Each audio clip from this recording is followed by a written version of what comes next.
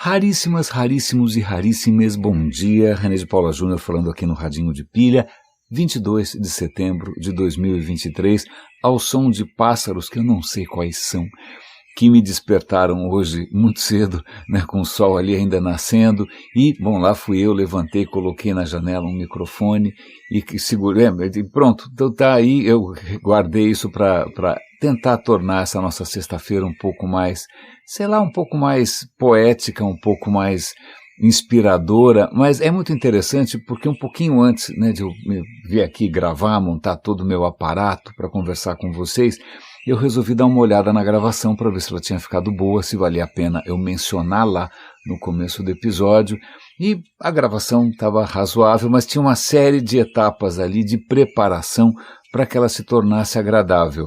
Qual era essa preparação? Simplesmente eliminar aquilo que poderia nos distrair. Por exemplo, aviões passando toda hora, né, o ruído de fundo da cidade. É curioso porque quando eu estava deitado na cama, eu falei, nossa, os passarinhos, sei lá quantos são, né? E quando eu ouvi o canto deles, eu não estava prestando atenção no resto, mas o microfone capta tudo. E quando você vai perceber, o microfone captou um monte de coisas que você nem tinha levado muito em conta e que dá um trabalhão você retirar. Pois bem, isso, por que eu estou contando essa história? Bom, é lógico, de repente um de vocês pode ter algum interesse em como melhorar suas gravações usando o Audition, a Audacity, ou seja lá o que for, mas talvez tenha a ver com a questão da atenção, com aquilo que a gente percebe do mundo, né? E sexta-feira é sempre um dia em que a gente para um pouco para olhar para trás, para refletir, não só sobre o fato meio assustador que é sexta-feira de novo, né, uma sexta-feira atrás da outra, sexta-feira quando a gente vai ver, a gente já está aqui no finalzinho de setembro, mas também tentar conectar um pouco mais algumas histórias que foram intensas essa semana. Vamos começar com, já que eu falei aqui 22 de setembro, do final de semana, dia 24, se tudo der certo no domingo, num deserto no Utah, nos Estados Unidos, que eu não sei onde é que fica, minha geografia é um pouco, mas ok, é um lugar deserto, ok? Vai cair algo do céu, vai vir, né, um emissário do céu flamejante, não é alienígenas, não é nenhum arcanjo, é simplesmente um triunfo, né, da ciência, da engenharia e da colaboração internacional, se tudo der certo, né, se a NASA eles estão acendendo vela, rezando, não sei. Não acho que nessa hora os cientistas também têm que ter um pouco de fé. Mas, se tudo der certo, vai voltar do espaço, né, uma cápsula com uma amostra que é praticamente, sei lá, uma cápsula do tempo. É uma cápsula de como era o universo, talvez, sabe, como era o sistema solar antes de haver o sistema solar, como é que era essa nossa vizinhança aqui antes mesmo do nosso planeta se formar. Bom, vamos lá. É a missão Osiris-Rex da NASA. Ela demorou 2 anos para chegar num raio de um asteroide chamado Bennu. O Bennu é um asteroide que tem 500 metros de altura.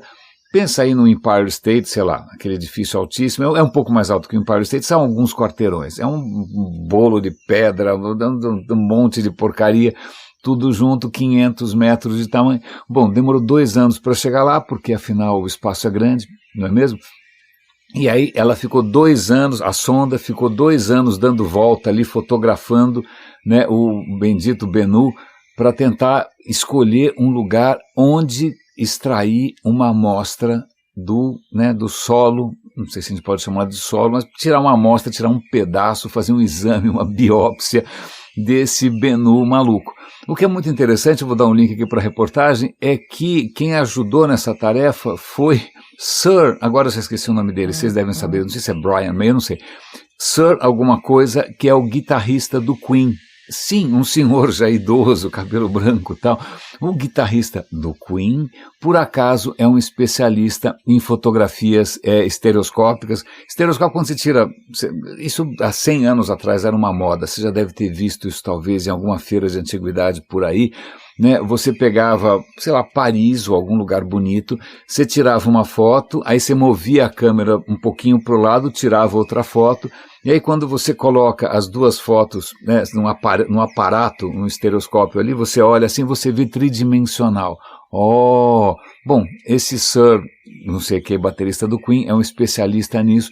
Ele ajudou os cientistas a escolherem o melhor lugar para a sonda tentar tirar uma amostra. Ela chegou mais perto, depois de 2 anos fazendo isso, ela chegou mais perto, estendeu um braço de 3 metros de comprimento, buf, disparou um jato de gás, de nitrogênio, para quê? Justamente levantar a poeira, né? E aí, imagina, um bafo de nitrogênio sem mais nem menos, voou coisa para tudo quanto é lado, mas 250 gramas, mais ou menos, um sanduíche, né, dessa zona toda, foi parar como é que chama? No containerzinho, no recipiente que eles prepararam para isso, e pasme, isso está voltando de lá, mais não sei quanto tempo essa zona toda voltar, vai cair de paraquedas e tal.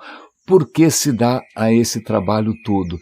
Porque esse Bennu, que aliás não é impossível que em algum momento, daqui a alguns séculos, esse asteroide atinja a Terra, não é impossível, a rota dele, né, pode eventualmente colocar em rota de colisão com o que sobrou desse planeta, né, porque até lá a gente já deve ter feito coisa pior, mas porque esse Bennu é mais antigo do que a Terra, né?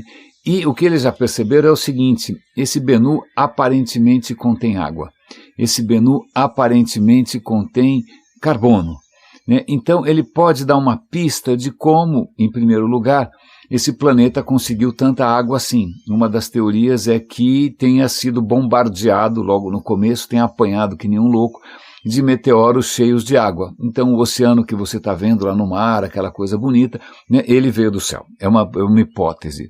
Por que essa hipótese que ele veio do céu em algum momento bombardeado por meteoritos? Porque no começo a Terra era quente demais. Né? Quando ela era quente demais, se tivesse água desde o começo, ela teria evaporado. Né? Não teria sobrevivido. Então, ok, vamos ver se o Bennu tem a mesma água que a gente tem aqui, são os mesmos isótopos, sei lá eu. Vamos ver também se o Bennu já tem algumas moléculas contendo carbono, alguns aminoácidos, porque isso pode dar uma pista sobre como a vida surgiu no planeta. Ela talvez não tenha começado do zero, talvez algumas das moléculas já estejam por aí sendo produzidas no universo à torto e à direito, elas caíram aqui e daí para frente o resto é história. Pois bem, dia 24 a gente vai descobrir, vamos torcer, se tudo der certo, a gente vai ter uma boa nova dos céus. Mas, falando nessa questão de atenção, vamos voltar aqui para esse tema, antes que eu perca isso de vista, porque eu acabei de assistir agora de manhã um vídeo de um divulgador de ciência que eu adoro. Ele acabou de passar por uma quimioterapia, ele acabou de ter um câncer, ele aparentemente, né, o tratamento funcionou, né, ele foi muito transparente o tempo todo sobre tudo que ele passou, né, para as pessoas desmistificarem um pouco todo esse processo de câncer, né, quem sabe serem um pouco mais gratas à medicina, né, verem que realmente a medicina funciona. É bom a gente falar isso porque afinal o Estadão outro dia estava aqui espanando, vocês devem lembrar disso, o Estadão abriu espaço ali para uma organização de homeopatas defenderem o indefensável, né? Uma coisa que não tem muito cabimento. Aliás, hoje o dia também começa com o Estadão, no mesmo espaço que publicou já esse elogio das terapias alternativas, não é? Hoje tem lá um artigo dizendo que sim, o mundo precisa de mais petróleo. Sim, vamos extrair mais petróleo. Aí você fala, bom, eles foram entrevistados, da onde que veio essa carta? Do hospício? Não, o Estadão abriu espaço para o secretário-geral da OPEP, que é a Organização dos Países Exportadores de Petróleo. Então, gente que aparentemente está muito mais interessada em manter o seu modelo de negócio, né, ou satisfazer os seus acionistas, ou encher o rabo de dinheiro, do que efetivamente, né, no futuro do planeta. Desculpa, isso é uma pequena digressão, os caras parecem, mas eu acho que isso talvez tenha a ver, porque é uma coisa, para mim, sempre espantosa, sempre surpreendente, por mais que eu já tivesse que esperar isso, a capacidade que a gente tem desse quase um efeito túnel. Uma vez que você foca numa certa coisa, você absolutamente ignora todo o resto. Essa nossa capacidade, vamos chamar de abstração, se a gente for generoso, ou então de relevar, ou de absoluta descaso, ou de absoluta cegueira, vamos chamar assim, realmente bastante impressionante. Mas vamos voltar para a questão aqui do vídeo do nosso amigo divulgador de ciência. Toda vez que eu tenho ocasião de fazer uma palestra, aliás, eu estou disponível para palestras, por favor, é uma maneira bastante interessante de pagar as contas e também de impactar mais pessoas, não é? É muito comum eu abrir as minhas palestras sempre com o mesmo vídeo, que é um vídeo que era uma campanha pela segurança dos ciclistas. E por que eu estaria fazendo, né, isso numa palestra sobre, sei lá, sobre cultura, sobre futuro?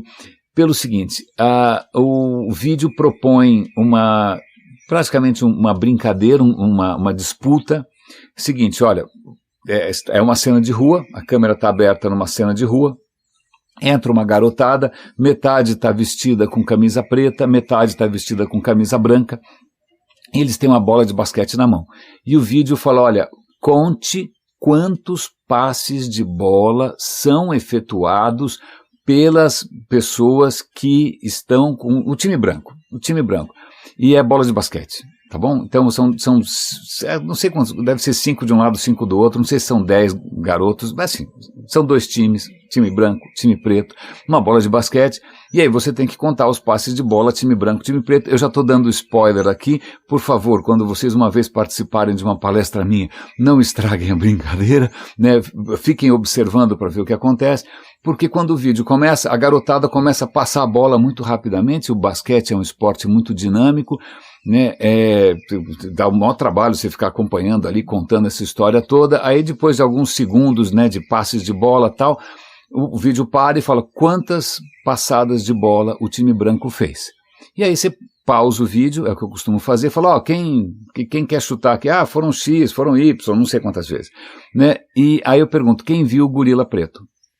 E normalmente por volta de 10% das pessoas levantam a mão. 90% não sabem do que você está falando.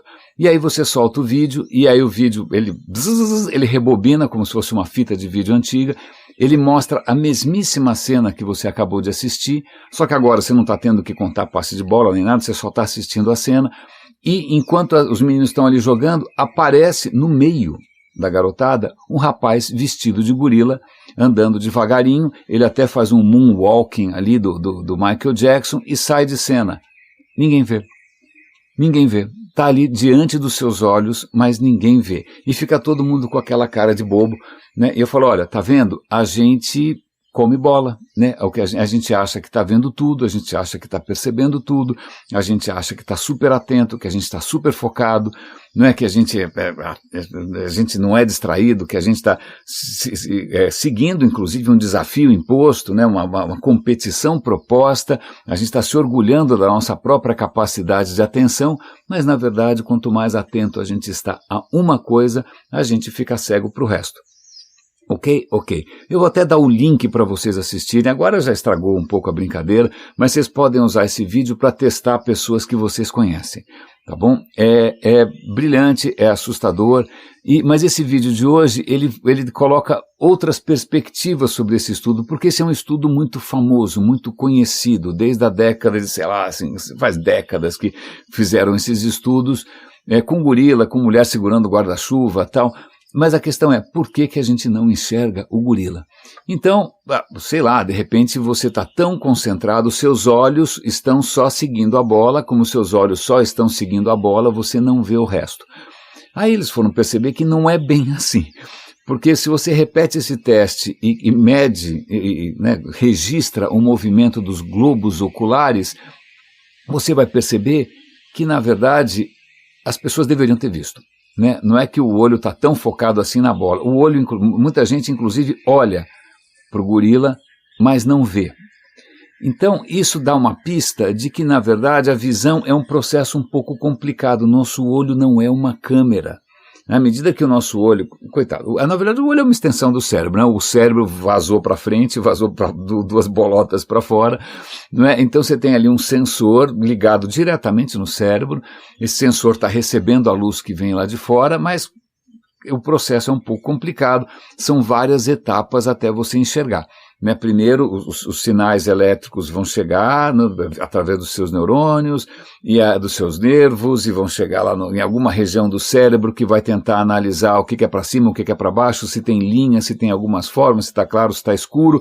E aí ele vai tentar classificar as coisas em formas mais ou menos conhecidas e daí para frente é um pouco mais complicado porque a questão tem muita coisa acontecendo, o que eu tenho que prestar atenção?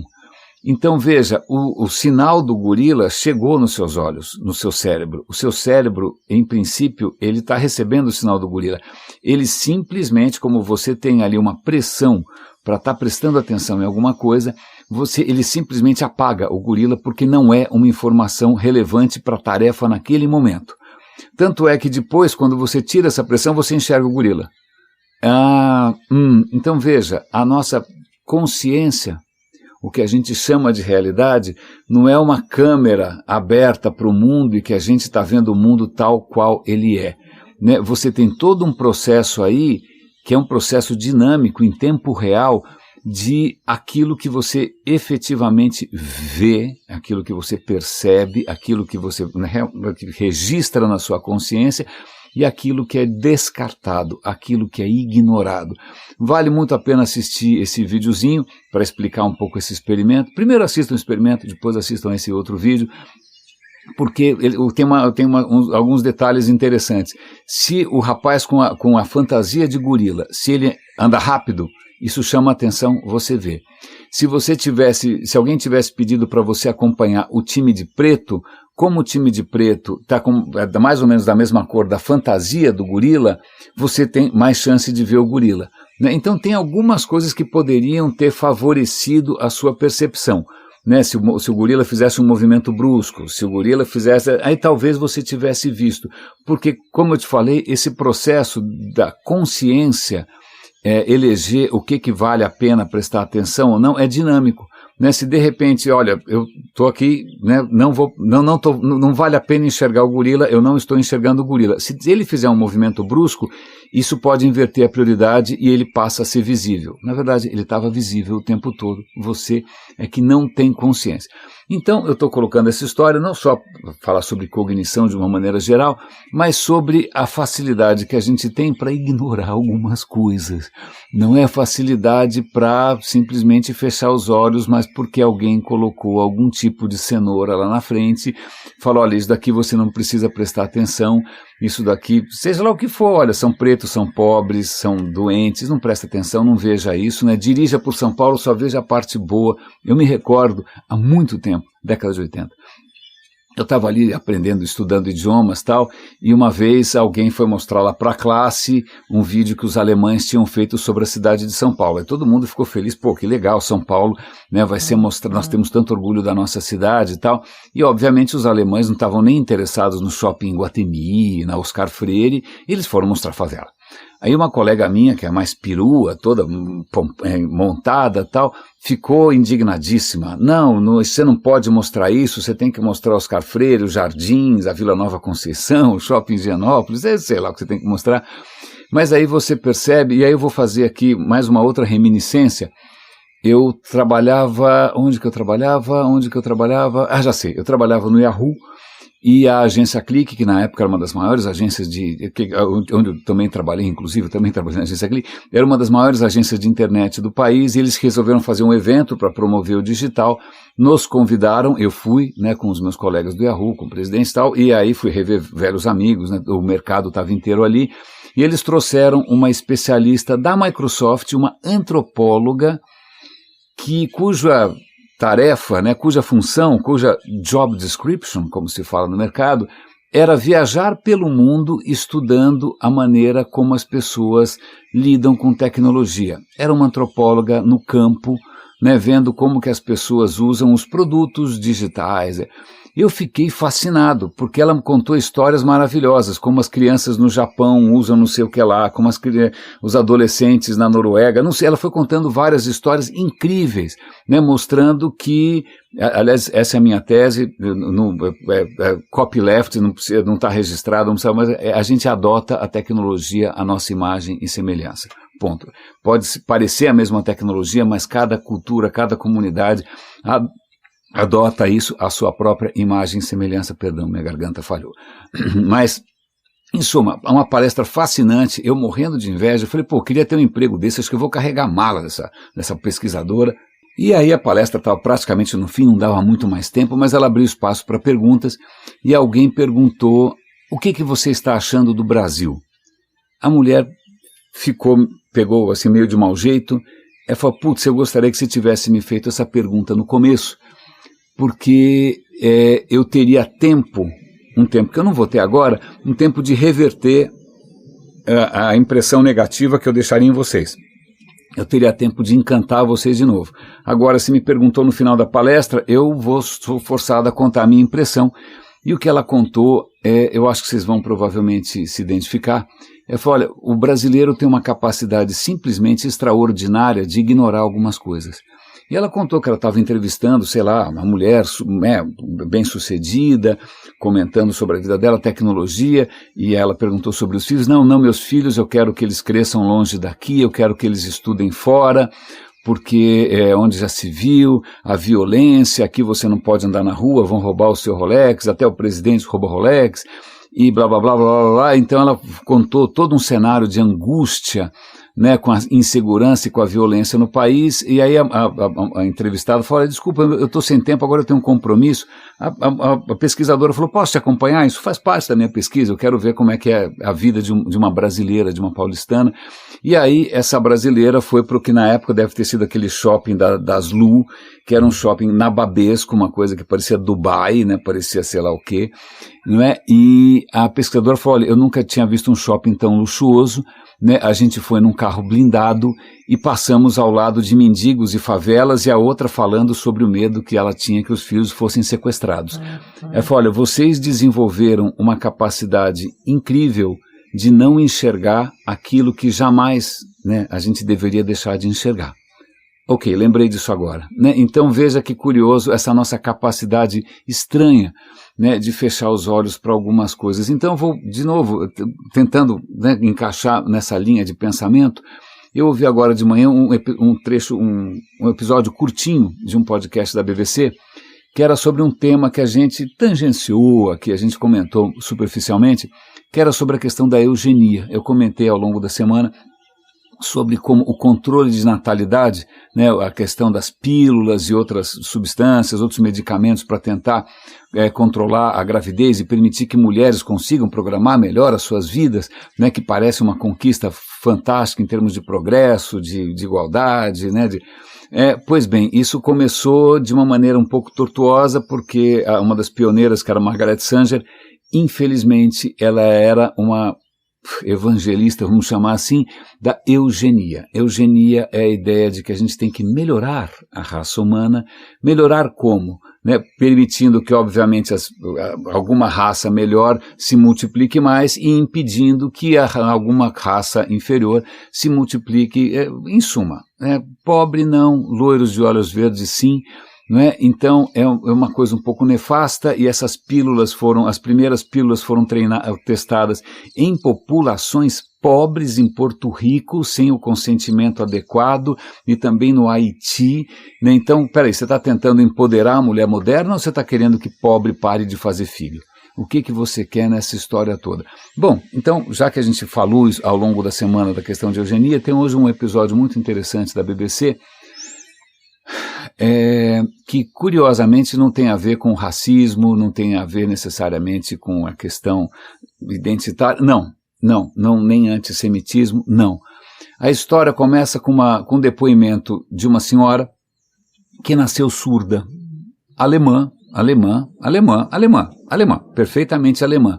Ela nasceu surda, e só que, isso no século passado, só que em 1933, o Hitler, que estava empolgadíssimo com a teoria da eugenia, vale lembrar que o termo eugenia nasce do Galton, que é um inglês do século XIX. Então veja, ingleses vindo com essa ideia de raça, que é uma ideia completamente estapafúrdia, raça é cachorro, né? Os Estados Unidos transformaram a eugenia em lei, Então veja, quem primeiro começa com essas questões de controle, de natalidade, de gente mais pobre, ou gente doente, ou seja o que for, são os americanos. Hitler se empolga e resolve, em 1933, fazer leis de esterilização de pessoas incapazes. Para quê? Para aprimorar a raça.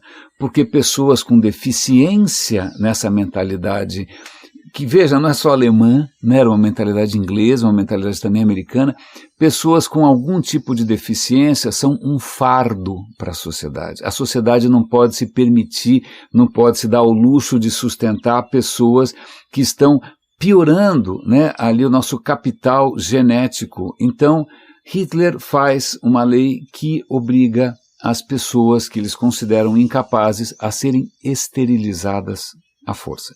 Pois bem, essa mocinha tinha 11 anos na época, surda, mas felicíssima, uma infância feliz, os pais eram normais, tinha uma vida legal e ela estudava numa escola para crianças surdas. Ok? Ok.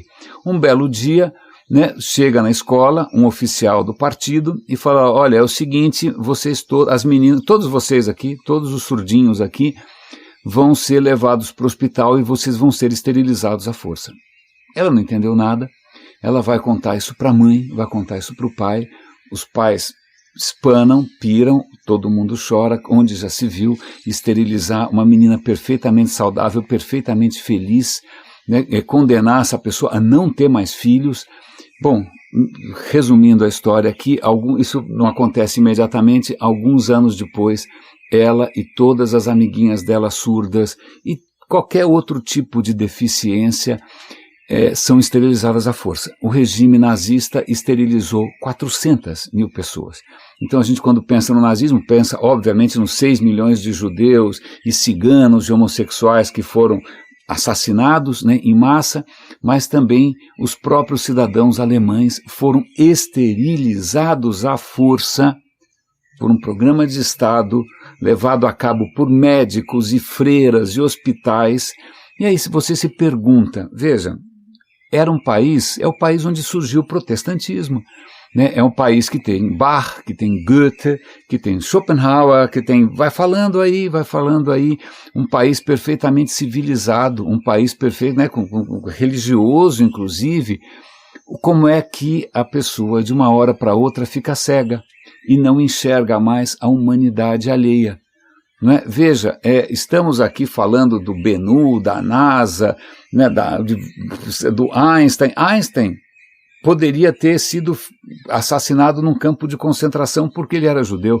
Não foi, escapou, mas a ciência dele foi vista como ciência judaica e durante muito tempo ninguém queria levar isso a sério. Né? Stephen Hawking teve uma doença degenerativa, no regime nazista ele poderia ter sido morto e é um cara que deixou um legado monstruoso.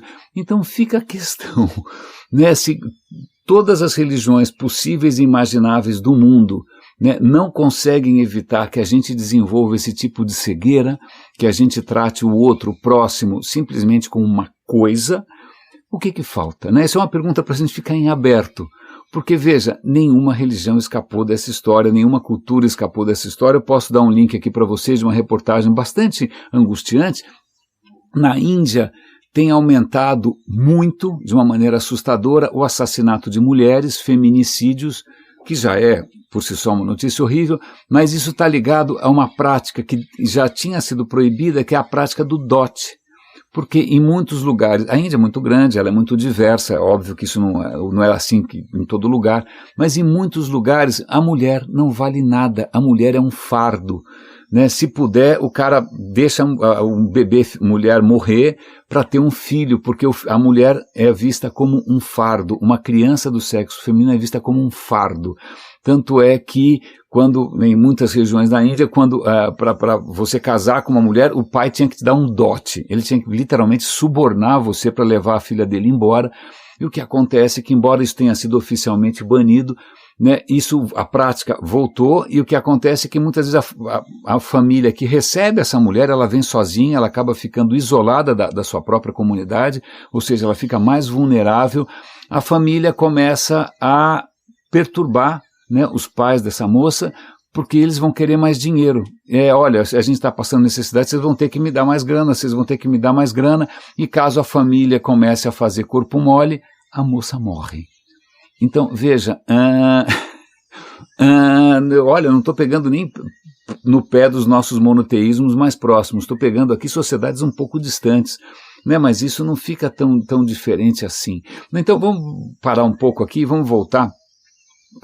Eu sempre menciono aqui um podcast que muito me agrada, que é o The Rest is History. São dois historiadores divertidíssimos, tal, e um deles é o Tom Holland. Ele é um autor eu sei, é o mesmo nome do autor do Homem-Aranha, eu sei. Mas o Tom Holland escreve livros espetaculares sobre história romana, e ele escreveu recentemente um chamado Pax, né, de paz, que, aliás, assim como tem super raríssimos que colaboram financeiramente com o Radinho, aliás, agradeço a todos os 18 super raríssimos que me ajudam, né, eu também ajudo The Rest is History, eu mando lá uma grana por mês, faço parte, né, do super, sei lá o que, The Rest is History, e aí eles anunciaram pra gente, olha, quem quiser uma cópia autografada, compre aqui, né, tá aqui um código, tal, moral da história, eu tenho aqui uma cópia, um livro impresso, autografado pelo Tom Holland, fiquei super feliz. E o último episódio que eu ouvi é o Tom Holland lendo o primeiro capítulo desse livro, ou melhor dizendo, a introdução do Pax.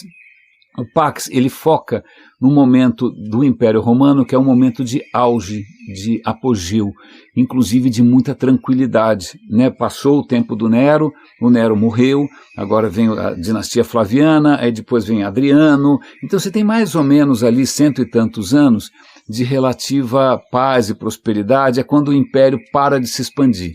Né, quando ele chega lá perto da Escócia, fala, bom, daqui para frente eu não quero saber se esses caras são loucos, né, imagina, tá lá, como é que chama aquele filme do Braveheart, com aquele ator maluco, daqui tem o Melvin Gibson aqui, Melvin Gibson eu não lembro, não, daqui para frente eu vou botar uma muralha, deixa esses malucos escoceses para lá, né, a Caledônia, deixa os caledônios para lá, então a gente bota uma muralha, daqui para cá é civilização, né, dali para frente é barbárie. Então esse é um momento muito interessante de Roma que tem, eu não sei exatamente que impressão que cada um aqui tem de Roma, mas veja, era um império em que, em princípio, qualquer um podia ser um cidadão romano, não era uma questão étnica, porque a própria cidade de Roma nasce de um bando de gente perdida, solta no mundo, né? No começo de Roma eles aceitavam qualquer um que estivesse passando, você não tem problema, vem para cá, vamos fazer um negócio aqui e tal, mais ou menos como São Paulo, onde todo mundo é de fora, todo mundo é imigrante. Então Roma cria um império que é multiétnico, multicultural, eles incorporam os deuses das outras religiões, né? Você tem africanos que viram imperadores, você tem todo tipo você pode ver um cidadão romano, tanto faz, né? Não é uma questão racial, não é uma questão étnica, é lógico, eles têm escravizados também, mas o próprio escravizado um dia pode ficar rico, não tem problema, não é? Mas quem diria que alguns séculos depois Roma iria cair, né? E o que é muito interessante, aliás, fazendo um parêntese aqui, a gente falou bastante sobre o Coliseu. O Coliseu é construído não só para, chega de Nero, chega desses malucos, chega, né? Pelo amor de Deus, vamos esquecer esses caras doidos, né? Agora vamos voltar para as virtudes romanas, as virtudes viris, o sangue, a matança, a batalha. Então vamos fazer aqui um espetáculo para todo mundo assistir essas coisas. Eu li hoje na newsletter do The Rest is History que a questão toda da matança devia ser uma coisa tão assustadora para os envolvidos, porque o que Roma fazia para mostrar o alcance do seu império, ela importava, que não tinha FedEx, DHL, AliExpress, não tinha, eles importavam animais exóticos, rinoceronte, tigre, diz aí, urso, né? E aí botavam esses animais justamente para trucidar pessoas, né? Essas pessoas muitas vezes eram prisioneiros de guerra, escravos fugidos e tal. Isso devia ser um fim tão medonho que eles contam uma história de um cidadão romano que falou, tenho aqui 20 prisioneiros de guerra, aqui, leva lá para eles serem trucidados, para todo mundo se divertir. Isso era um espetáculo, né? E aí o que acontece é que esses caras ficam tão apavorados que na véspera, né, deles serem jogados às feras, eles se estrangulam um a um mutuamente, eles fazem um pacto, um vai matando o outro, né, o último que sobra vai batendo a cabeça na parede até morrer, né, os caras preferem morrer dessa maneira. Também tem a história de um gladiador que para escapar de um confronto com uma besta dessas, também bota a cabeça, bom, não vou entrar em detalhes, é uma coisa pavorosa, e de novo fica essa história, né? Ai, que horror, né? Essa insensibilidade com o sangue, com o sofrimento alheio. E eu comentando aqui, né, já comentei com vocês, que uma das maneiras do Estado Islâmico fazer sua propaganda é passar vídeos no YouTube com gente sendo decapitada. Então você vê que, ok, vários monoteísmos aí não conseguiram fazer com que a gente tivesse essa estranha capacidade de não enxergar no próximo um irmão, né? É só um comentário rápido. Mas voltando aqui para a leitura dessa introdução do livro, que é extremamente bem escrito, o cara escreve muito bem, ele comenta uma coisa interessante. Quem diria que Roma ia cair e que ela ia ser virada de ponta cabeça, virada do avesso, por onde ela menos esperava, é a bolada nas costas, ela não enxergou, é como a história do gorila preto. Roma tinha tanta coisa para se preocupar que ela não podia imaginar que uma religião estranha, diferente, vinda dos confins do império, né, vinda lá da Judéia, que essa religião um dia, que é o gorila preto aí que invade o vídeo, que ninguém percebe, que ela poderia virar o jogo. E tem uma questão interessante, porque ele lê ali uns trechos, acho que do Apocalipse, que é um texto estranhíssimo, né? E quando o Apocalipse fala, não, porque a prostituta da Babilônia, envolta em sedas e não sei do que lá, e montada numa besta, ela vai virar... Tem alguma coisa ali com alguma prostituta, com alguma mulher, que história é essa? Na verdade, é o rancor, né, dos cristãos contra Roma. Eles estão falando de Roma. Roma que significa coisa cosmopolita, que significa riqueza, que significa os prazeres, que significa sofisticação. Né? Então veja, na cabeça imagina, quem veio da Judéia, quem veio da Galiléia, dos confins do Império, Roma era esse excesso, né, de materialismo, esse excesso de prazeres, esse excesso de apego ao mundo material. E, curiosamente, imagina, quando isso foi escrito, né, eu acho que o Apocalipse é escrito algumas centenas de anos, 200 ou 300 anos depois de Cristo, não é? Quem poderia imaginar que não precisou do Armagedon, não precisou de Jesus voltar para a Terra, né, para Roma cair. Roma caiu sozinha. Né, não precisou ter aí a vingança de algum criador, nada. Aliás, essas seitas, vale lembrar, eu vou dar um link aqui bastante interessante para o Religion for Breakfast, mostrando que o cristianismo se insere dentro de uma tradição que começa a surgir no judaísmo de seitas apocalípticas, a ideia de que, ok, nós estamos agora passando um mega perrengue, tem Roma invadindo a gente e tal, mas...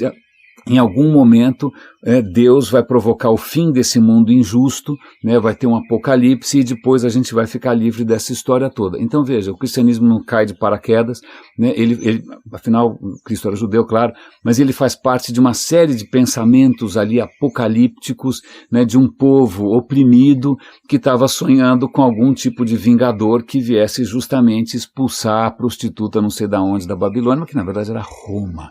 Extremamente interessante, curioso, né, porque é uma religião que em princípio para os romanos devia parecer estranhíssima, como assim uma religião que enaltece a pobreza, que enaltece o sofrimento, que enaltece os fracos, não é? Que vai dizer que os ricos não vão para o céu nunca. Aliás, alguém me explique, por favor, um dia, como é que evangélicos conseguem... prometer uma vida de riquezas, se eu não me engano, no livro lá está escrito que tem um buraco da agulha, que você não vai entrar no céu. Em algum momento essa questão do elogio da pobreza, né, os pobres herdarão a terra, em algum momento isso não sei onde foi parar. Não é, mas deve ser isso, deve ser esse efeito túnel, a nossa capacidade de simplesmente fechar os olhos para algumas coisas e enxergar simplesmente aquilo que nos interessa.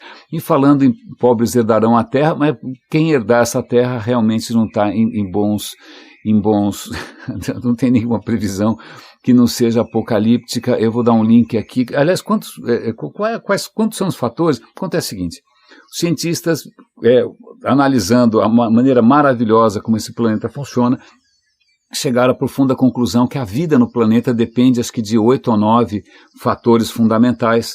A camada de ozônio, a faixa de temperatura, são 9 fatores ambientais que fazem com que a vida seja possível. Pois bem, nós já conseguimos sabotar 6. 6 dos fatores que tornam a vida possível nesse planeta a gente já comprometeu. né? Falta acidificar os oceanos, faltam 2 ali, mas é só uma questão de tempo, né? A gente não consegue perceber, né? A gente, com essa história de achar que, sei lá, que o nosso mito de origem é completamente diferente. Então eu vou conectar com uma outra história extremamente interessante do Smithsonian. O Smithsonian é um museu americano magnífico, eu não visitei ainda, adoraria visitar, que fica em Washington, sei lá, mas eu adoraria visitar o Smithsonian. Eles têm uma revista e eles têm ali uma reportagem que realmente dá um banho de água fria em qualquer seriado de ficção científica que você assista na Netflix ou na Amazon Prime. Aliás, eu comecei a assistir um ali que é bobo pra caramba, que chama Expanse, mas estou assistindo, sei lá, só para distrair. Mas é lógico, né, os humanos conquistando o espaço sideral, indo para lá, indo para cá. Mas o que o Smithsonian deixa claro é o seguinte: nós não somos capazes de viver no espaço, por várias razões. A primeira delas é que às vezes aparece nos seriados, tal, nesse Expanse aparece, né, quem cresce longe da gravidade terrestre tem problemas de saúde. A nossa saúde, o desenvolvimento do nosso corpo, o funcionamento do nosso corpo depende da gravidade. Se você vai para um ambiente com menor gravidade ou sem gravidade, vários problemas bizarros começam a acontecer. E a gente já sabe disso porque a gente tem astronautas que passaram meses na estação espacial. Os seus ossos começam a virar farinha, os seus olhos começam a simplesmente parar de funcionar porque eles achatam, o seu sistema vascular entra em parafuso, os seus fluidos sobem para a cabeça. É um absoluto desastre. Ou seja, a gravidade, que muita gente considera, infelizmente, uma força contra nós, nosso corpo funciona na base da gravidade.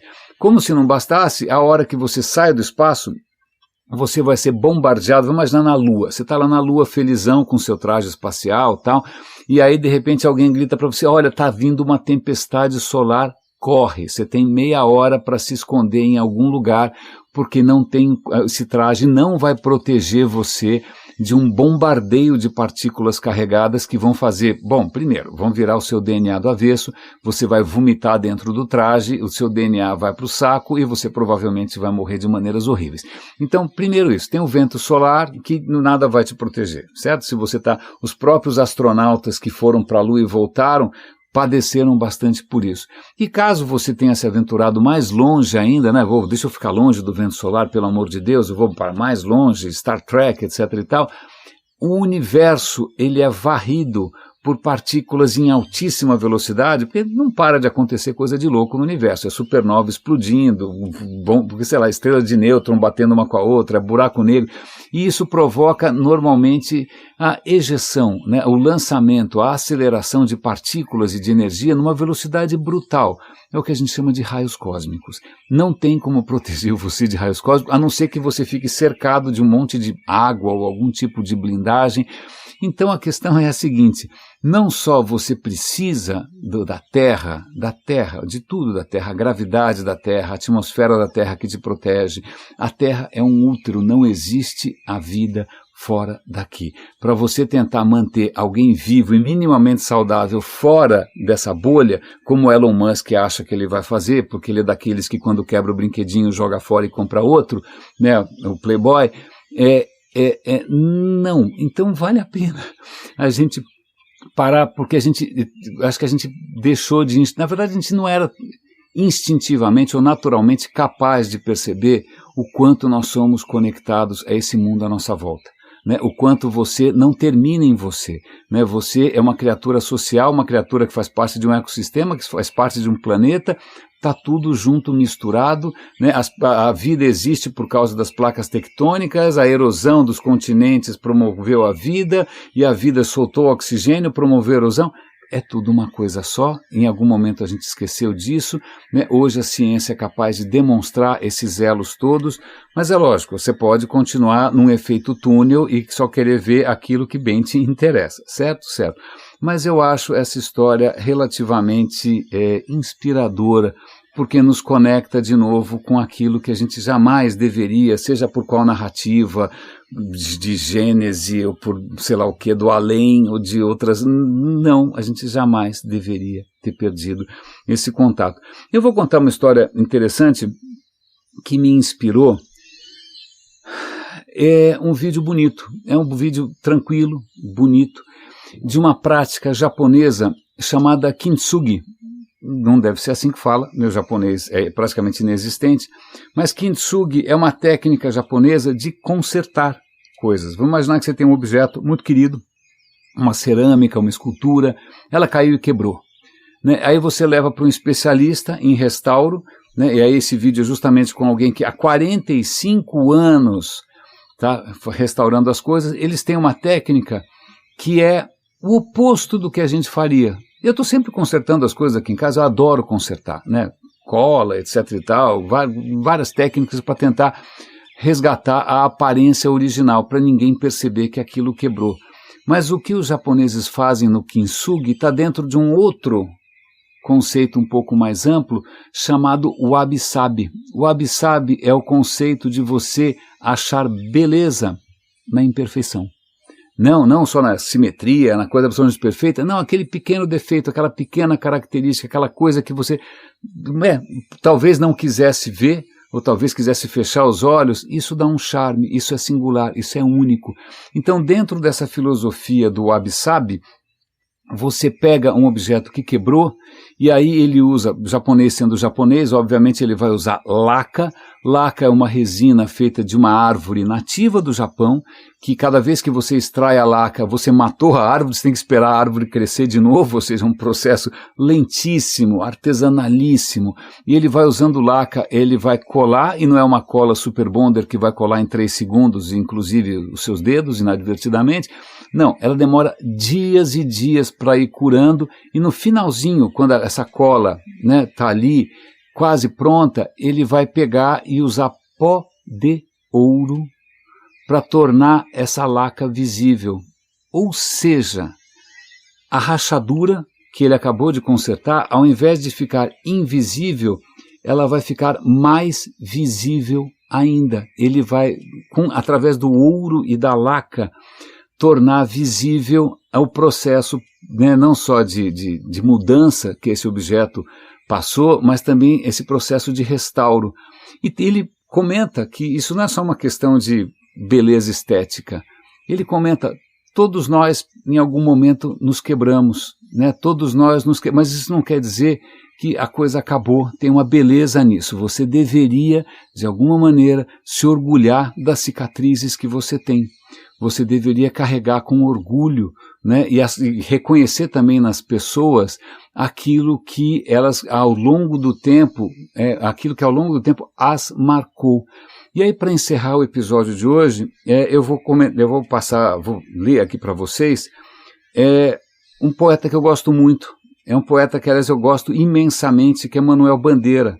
Feio que nem o diabo, né? Aliás, o Manuel Bandeira, já que a gente fala aqui de perfeição e de eugenia, etc. e tal, Manuel Bandeira foi diagnosticado com tuberculose muito precocemente. O médico deu para ele alguns meses de vida. Felizmente, ele conseguiu viver uma vida longa, e nos deixou um legado extraordinário.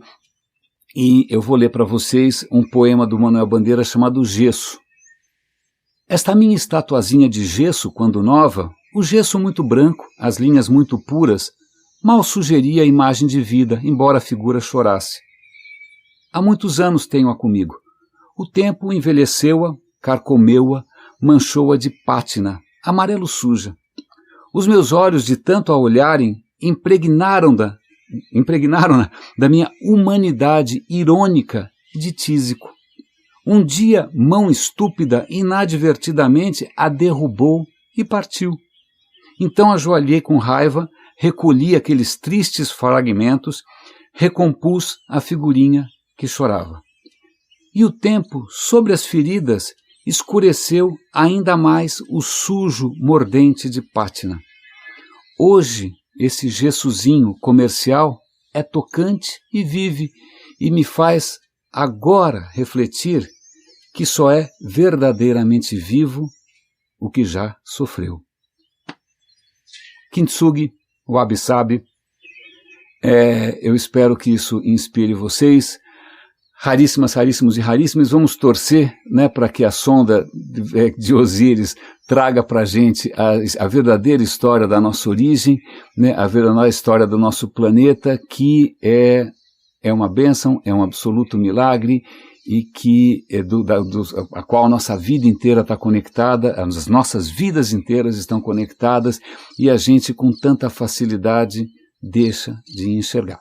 Raríssimas, raríssimos e raríssimes, um grande abraço, bom fim de semana e até segunda-feira.